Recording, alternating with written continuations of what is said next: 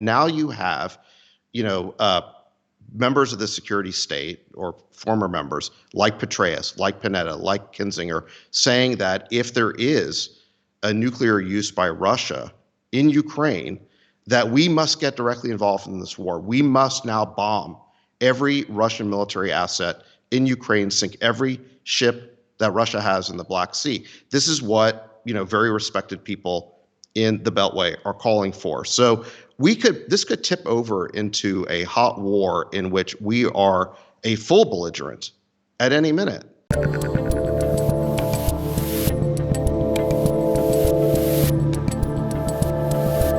I'm Dave Rubin, and joining me today is the founder of Craft Ventures and one of the co-hosts of the All In podcast, David Sachs. Welcome back to the Rubin Report. Great to be with you, Dave. Good to see you. David, when I contacted you a couple weeks ago to come back on, it was because you were getting all sorts of people very angry at you over this Ukraine-Russia thing. And it's bizarre, at least from where I sit, because to me, you've been one of kind of the most sober, hey, let's not rush into war. What are we doing here? Is this costing us money and all sorts of stuff? That's the voice that you have been. But I didn't even know you really cared about international relations to this extent before that. So maybe for people that don't know you or why we're even having this conversation, maybe we should start there. Why did you get involved in this whole conversation?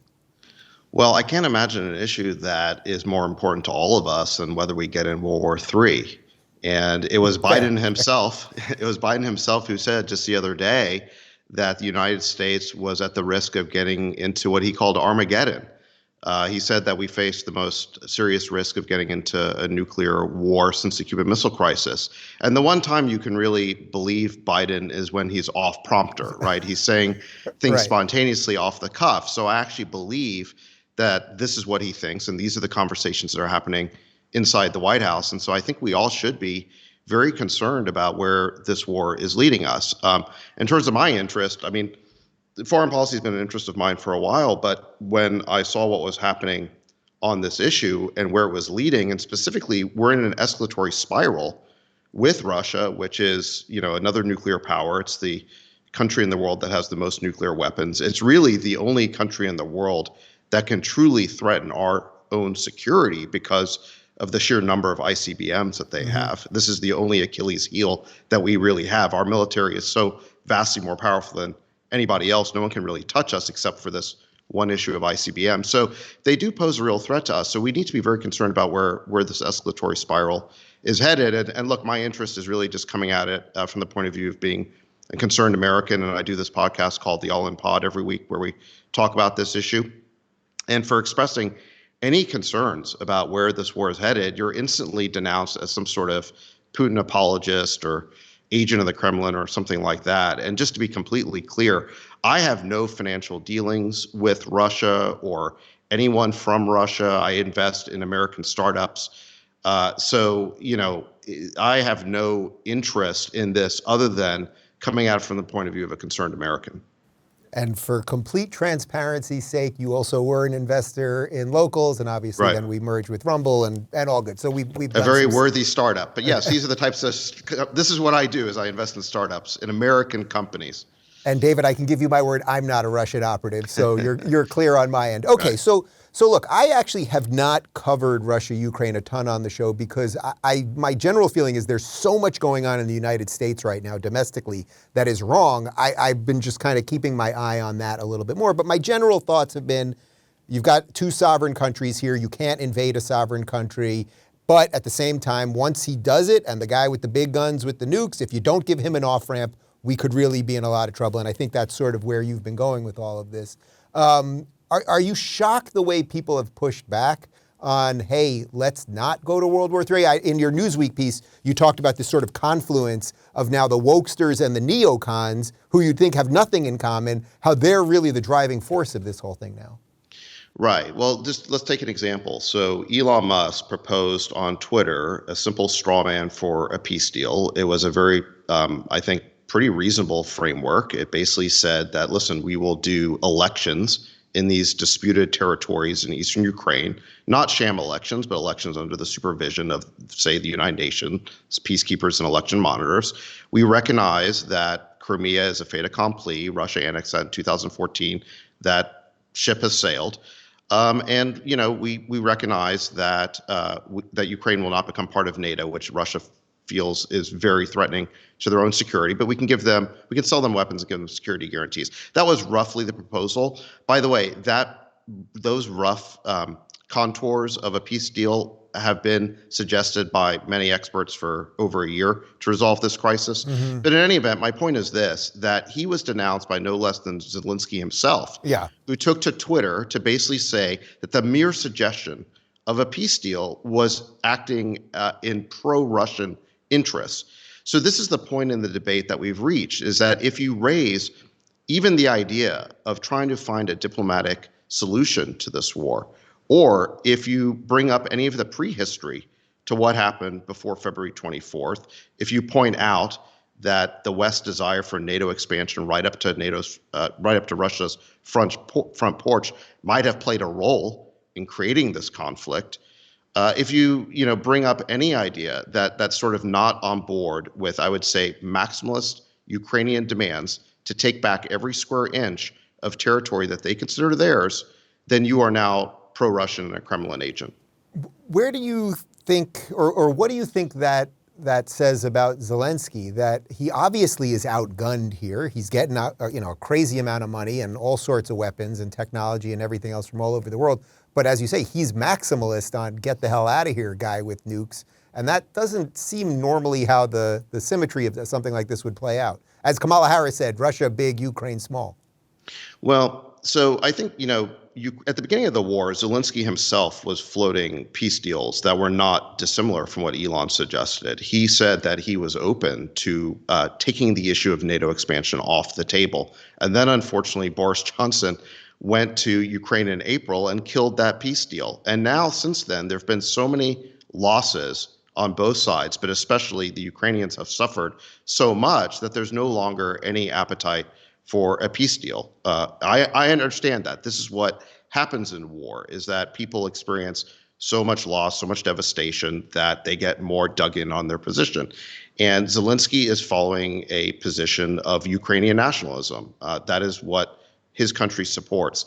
Now, I think the mistake would be for us, even though I think we sympathize with their Ukrainian nationalism, their desire for sovereignty, I think that we have to consider what's in America's own interest. Zelensky is representing what's in his own country's interest, what's in Ukraine's interest, but we need to think about what's in the United States' interest. And the fact of the matter is we are getting increasingly drawn in to this conflict in a deeper and deeper way, to the point where now we actually might face the risk of a nuclear war. And I think it's about time that somebody on the American side started saying, listen, we understand the Ukrainian position on this. We sympathize with you. We're willing to give you aid. But what are our limits? What is in the American interest? And those are the questions we need to be asking right now. Do you think this administration has the American interest at heart?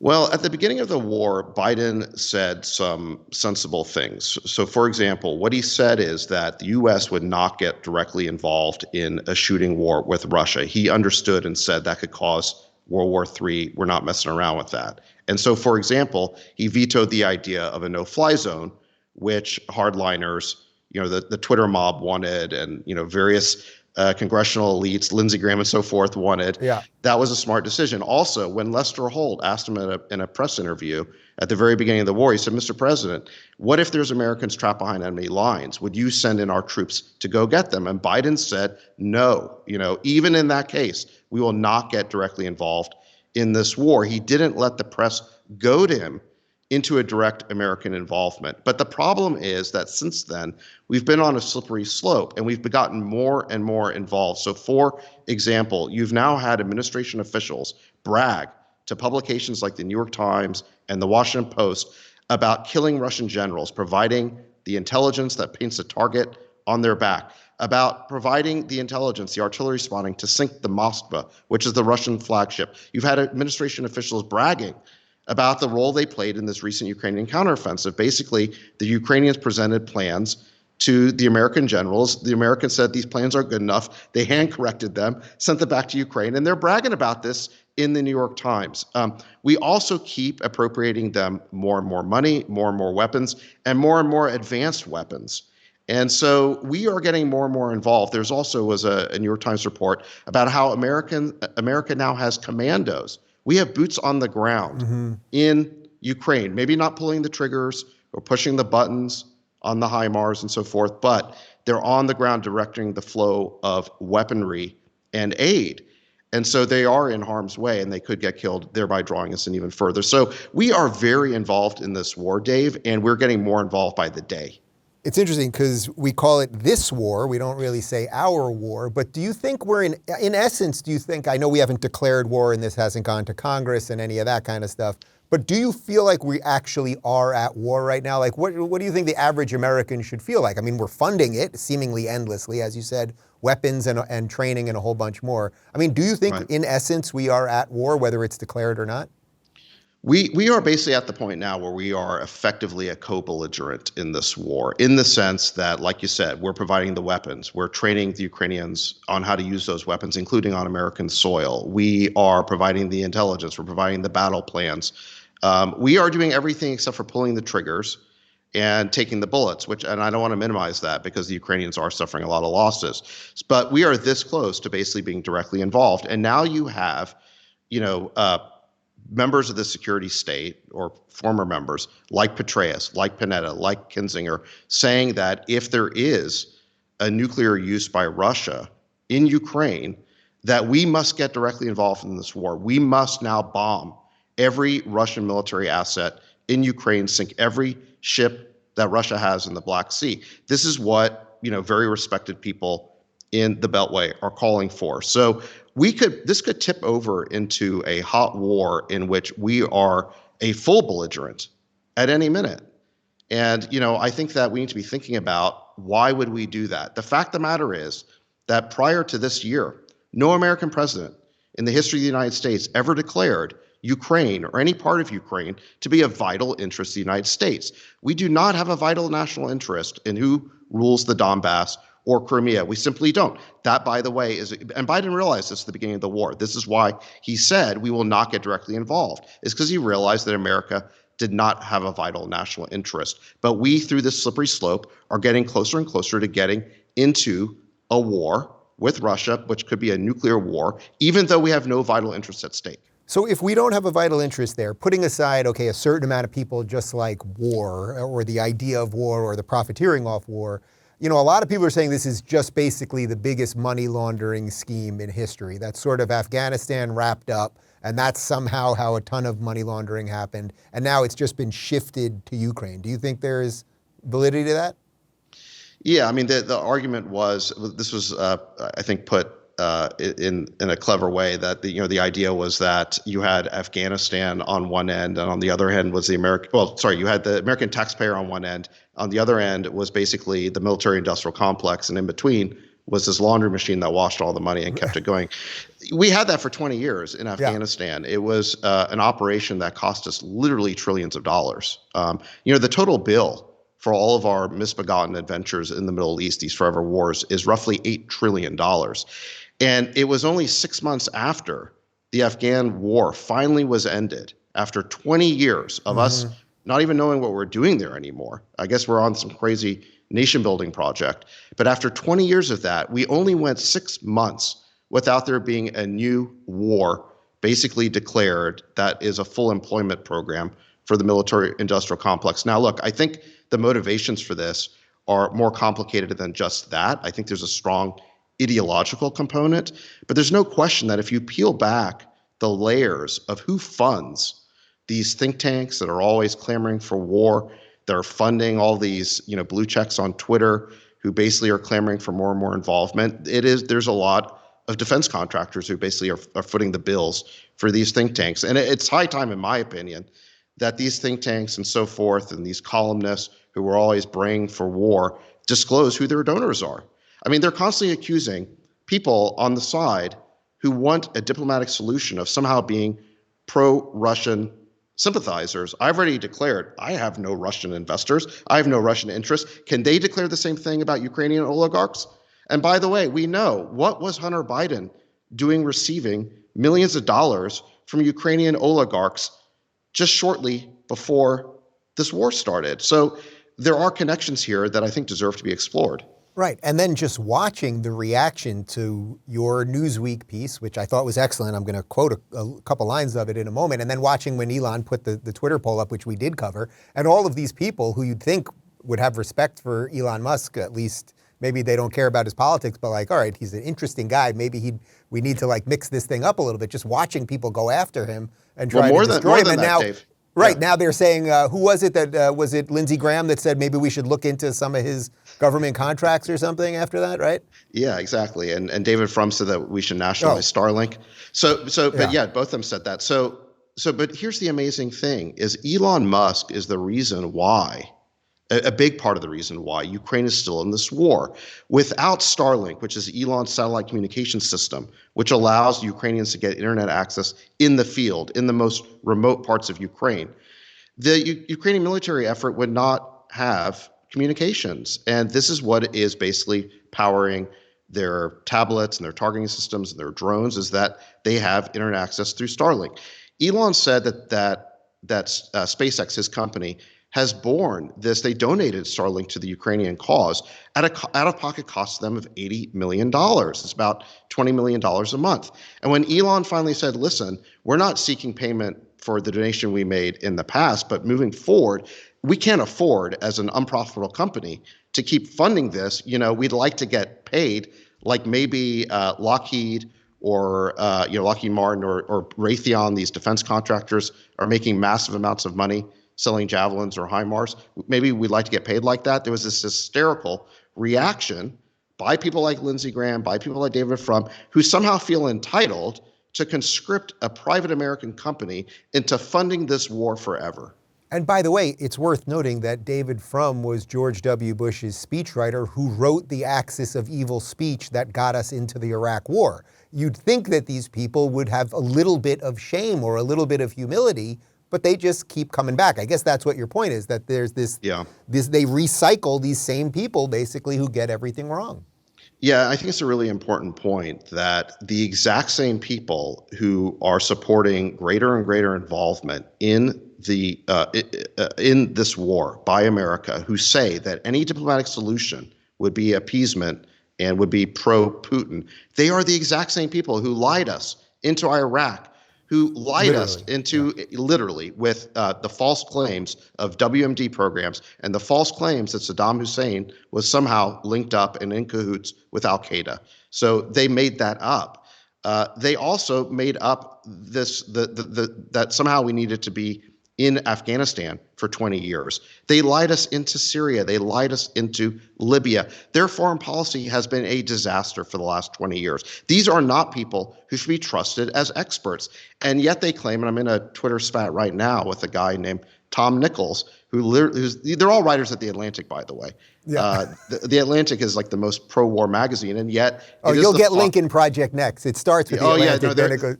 Yeah, Stuart Stevens is hitting me too. By the way, Stuart Stevens, this guy is a political hitman for hire who has literally worked for foreign autocrats, okay? So, and members of the Lincoln Project have actually taken Russian money in the past to lobby on behalf of Russia. And these political hitmen are coming after me on Twitter for advocating peace. Any event, none of these people should be trusted. They are not experts. They are, I guess you call them failed experts. And they claim that they are in possession of special knowledge, special abilities. They have special credentials that should make all of us defer to them. Well, look, in my business, which is investing, what do you look at? You look at a track record. These people have a track record of being nothing but wrong for 20 years, and we need to stop listening to them and taking everything they say at face value. Also, have any of them, I've seen some of the Twitter spats that you've got into, and usually they're honestly just insulting you. They're not really coming back with the ideas, which, surprise, surprise, that's sort of what Twitter is at this point. But has anyone come back to you and said, well, actually, this is what the win looks like? Like, actually, if we just keep funding him and we just keep giving him weapons and just enough money, that actually Russia will fold. I mean, a few weeks ago, remember there were like 2 or 3 days where people were like, Russia's losing. And I was like, well, again, he still has the nukes, but now nobody's saying Russia's losing anymore. Right. So you're right. In terms of like the responses that I get on Twitter, it's precious few arguments. It's really just one ad hominem attack after another. We've seen this before in domestic politics, right? It's woke cancellation tactics that they don't respond to you by citing rational arguments and logic. They try to accuse you of something. They're not trying to participate in the debate. They're trying to shut down the debate. And so what we see on this Ukraine war is a marriage of this sort of woke mob with these neocons, these sort of hawkish neocons who've been wrong about everything in foreign policy for the last 20 years. And this marriage has come together. And the reason why it's so dangerous is because it's shaping our discourse in a way to basically preclude and exclude any discussion of a diplomatic settlement. And if you basically delegitimize anybody who is basically speaking up for peace as somehow being pro-Russian, you take those options off the table. So what is left? All that's left is greater escalation, more dangerous escalation, with a logical result that we could eventually find ourselves in a war with Russia. I'm going to either do you a major favor right now or you're going to be pissed at me, but if I can get Kinzinger or Frum or one of these guys to debate you, I mean, my feelings on this are clear, so I'm guessing that they won't do it, but if I can get them to do it, would you be down to do it, just to be clear? Yeah, sure. I mean, yes. I mean, I'm already debating them on Twitter. They don't really have an answer. I mean, exactly. Anyway, yeah, I mean, if you read, look, I read all their tweets, so I understand where they're coming from. Basically, it's just a straw man and accusation after another. They really are not interested in finding a diplomatic solution here. And here's why this is so dangerous, is that if you listen to what they're saying, they believe that the only acceptable outcome to this war is total Ukrainian victory, which they are letting Ukrainian nationalists determine what that means. Mm-hmm. And what the Ukrainians say is that they want back every square inch of Ukraine going back to 2014. So that includes Crimea. Crimea is where the rubber meets the road on this, because I think that most, I'd say, or many foreign policy experts who've really looked at this understand that Putin and Russia will never let Crimea go back. They will be willing to use battlefield nukes to prevent the total loss, their total defeat in this war, and to prevent Crimea from being overrun and retaken by Ukraine. Why is that? Because Russia has a giant naval base at Sevastopol in Crimea, which is home to the Black Sea Fleet. If they lose Crimea, they presumably lose Sevastopol, they lose the Black Sea Fleet. That is a vital interest to them. This would be like if the United States were to lose Hawaii and Pearl Harbor. Putin will never give that up. He will be willing to use battlefield nukes to prevent that. Now, by the way, that doesn't mean he won't be willing to use them prior to that. Mm-hmm. But I think at the very latest, I think that he would be willing to use them, or so I believe, and so many people believe. So this idea that we can just support Ukrainian maximalist demands until they overrun Crimea or this turns into a nuclear war, at some point we're going to have to sit the Ukrainians down, sit Zelensky down and say, sorry, we've supported you to this point, whatever this is, but you cannot have Crimea back. We are not willing to let this conflict go nuclear. Did you happen to catch any of Rand Paul when he was asking the Congress, or he was asking the Senate, basically the House, hey guys, we're giving them all this money. Could we just get some receipts on this stuff? And basically everyone just made fun of him. I mean, all the guy was saying was, hey, if we're going to give them $20 billion a pop, could we just, a couple receipts, would that be okay? And we just simply don't do it, do we? What Rand Paul asked for was an accountant. Yeah. Literally an accountant. It's called a special inspector general. Yeah. But it's a fancy name for an accountant. Okay. He said, listen, we're appropriating over $40 billion in this bill. By the way, the tab now is up to something like 80. Okay. We need to know where this money goes. Because by the way, okay, in Afghanistan, we didn't know how much money was wasted until they appointed a special inspector general named John F. Sopko. And he has written report after report of the malfeasance and what went wrong in Ukraine and how this money was squandered. By the way, that guy deserves a Medal of Honor from the next president, because what he's turned up is shocking. And to now go into a new war, appropriating tens of billions of dollars, more than we appropriate for our own border security, and not have so much of an accountant keeping track of where the money is going. And by the way, Ukraine is one of the most corrupt countries in the world, Okay, Russia and Ukraine are basically like one space apart in the listings of national corruption. And by the way, I mean, listen, I know Zelensky's a hero to a lot of people, but the Panama Papers revealed that he had hundreds of millions of dollars squirreled away offshore with Ukrainian oligarchs who have been involved in various corruption scandals. So, listen, I mean, the corruption in that country is massive. For us to be appropriating billions of dollars without an accountant is shocking. And I just don't understand how Congress can do that. What do you make of the sort of swarm effect? Like right when this thing happened, remember those 3 days where immediately, okay, everybody has to put the Ukraine flag on their Twitter and Facebook avatar. And then, you know, EA Sports takes the Russian national team off PlayStation hockey, literally. And we're moving vodka out of stores and all of this insanity. What do you make of that, just sort of that collective sort of brain dump that everyone does when these things happen and they turn out to actually do nothing? Or if anything, you're harming Russian, you know, you're harming some guy who lives in Brooklyn who's a vodka importer. You're not harming Vladimir Putin. Listen, I think it was an emotional knee-jerk reaction to the invasion. I mean, look, the fact of the matter is the media has not been covering what's been going on in Ukraine prior to February 24th. So the American people tuned in for the first time when the invasion happened, and naturally they had a reaction of outrage and revulsion to what the Russians were doing. However, did that knee-jerk reaction result in anything good? One of the things you saw is that American companies all left Russia, and they left literally billions and billions of dollars of assets on the table with the result. Now, who paid the price for that? American pension funds who own the stocks of these companies who've lost all of this money. Billions and billions were lost. By the way, if Putin had simply nationalized those assets and taken them away from American companies, we would have been screaming about theft because it would have been theft. Right. So I think some of the actions we've taken in response to the outrage, and I understand the outrage and I understand that people can be genuinely outraged, but this is a time for cooler heads to prevail. And now we're at the point where the outrage may take us all the way into nuclear war if we're not careful. So it is high time to move past the outrage and to start having some cooler heads prevail here. Is there anyone politically in America that, you know, that's in politics, a senator, or I guess it's not the president, that's making some sense to you on all of this? Because it's funny. I mean, I'm looking at my list of people that are making sense on this, and it's a lot of tech guys, and it's, you know, people that are cultural commentators and YouTubers, but it's not really the political people. Again, no, I would exclude Rand Paul. He's making some sense. There's probably a couple others. By and large, that's true. So, you know, the people who I listen to, so again, you know, I look at track record. You know, I always try to ask, well, who predicted this situation? Who understood that we were about to get into this? Who recommended paths for avoiding this conflict? And if you go back and look, there were many people, just not the ones that Washington pays attention to. Back in the 1990s, you had George Kennan, who was the architect of our Cold War containment policy, warned that if we brought NATO expansion all the way up to Russia's border, it would result in a tragic mistake.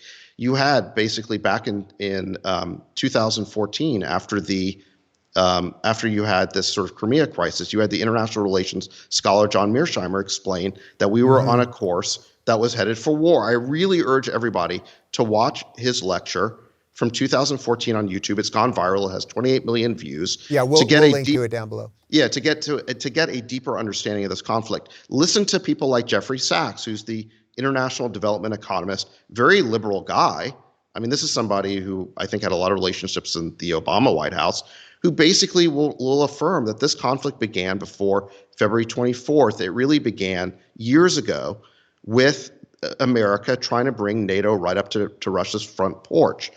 Remember, in the Cuban Missile Crisis, what provoked that? Why was America willing to use nuclear weapons? Because Russia had entered into an alliance, a military alliance with Cuba, and was trying to move missiles right onto our border. We reacted strongly to that. We were willing to get into a nuclear war over that because we realized the military threat. But we refused to recognize that the Russians could basically perceive American missiles and bases directly on the most vulnerable border, which is Ukraine, as a similar kind of threat. And it's been our unwillingness to take the NATO expansion issue off the table, which we could have done earlier this year. We could have done it in December. We could have done it in January. The administration refused to do it. If we had done that, I do not believe there'd be a war today. Do you think the march for the NATO expansion or for Ukraine to get in NATO is going to continue? Yes, I mean, so here's the tell on this: is that the very same people who say this war has nothing to do with NATO expansion, people like McFaul and various others, in the next breath they will say we cannot take NATO expansion off the table. That is non-negotiable. Well, hold on a second. If this war has nothing to do with NATO expansion, why can't you take it off the table? This war has everything to do with NATO expansion. This is a crusade, okay, that goes back many years, okay? Our State Department has been engaged on this long-term project to basically bring NATO right up to Russia's borders. Right. And that has provoked a very strong response from Russia. By the way, I'm not justifying the invasion. It was wrong. It was criminal. But the fact of the matter is that we could have diffused this crisis before the war began if we were willing to use diplomacy. And I believe that even today, we could try to engage in diplomacy, take NATO expansion off the table, recognize that Crimea is a fait accompli, and then support some sort of negotiated settlement over this Donbass region. If we were just to agree to those three things, which seem very sensible, America has no vital interest in any of those three things that would supersede or that would necessitate us to get into a war with Russia. If we were just to do those things, I believe there's a good chance we could end this war.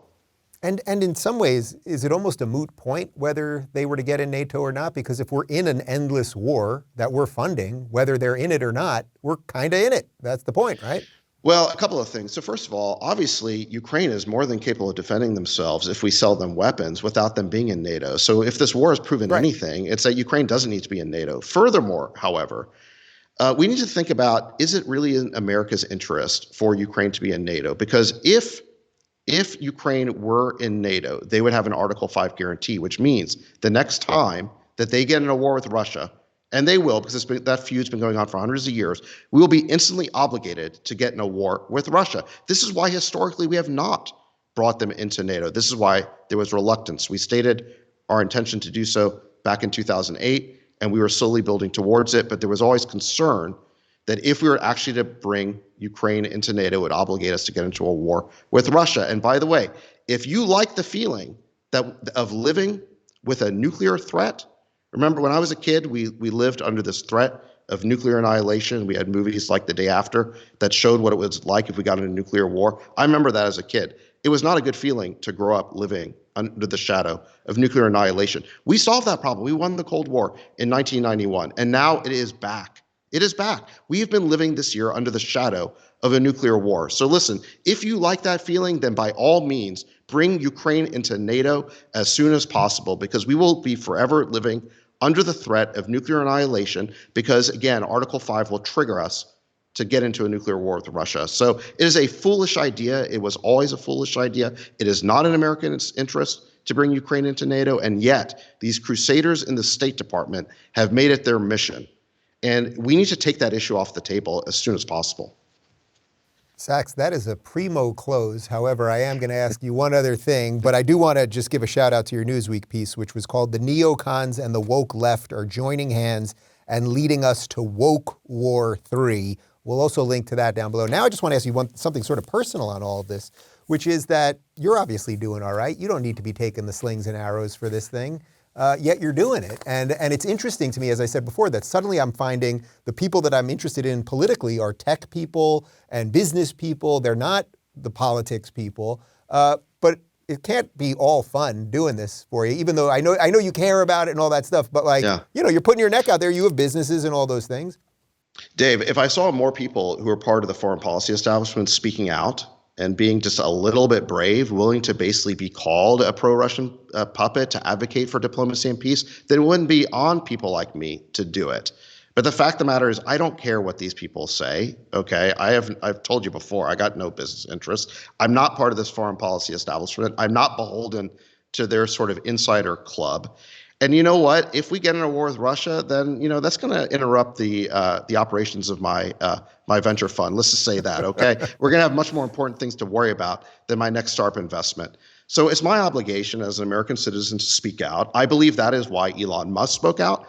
He is a very informed person, by the way. He knows people all over the world. He is very concerned about this. Just read his tweets. He's taking a lot of flack too. Bill Ackman recently spoke out, who, by the way, we've been debating each other on Twitter for a while about this, and he recently spoke out. So you're seeing more and more people speak out. Their only interest here is that they are concerned about America, and they do not see people in the foreign policy establishment and politicians speaking out the way they should be. And that includes the Republican Party, who frankly has completely dropped the ball on this issue. David, I always tell people if we were just a little bit braver, things would be a lot better. So I love that finish. Good talking to you, my friend. Great to see you. Thanks, Dave. If you're looking for more honest and thoughtful conversations about politics instead of nonstop yelling, check out our politics playlist. And if you want to watch full interviews on a variety of topics, watch our full episode playlist all right over here. And to get notified of all future videos, be sure to subscribe and click the notification bell.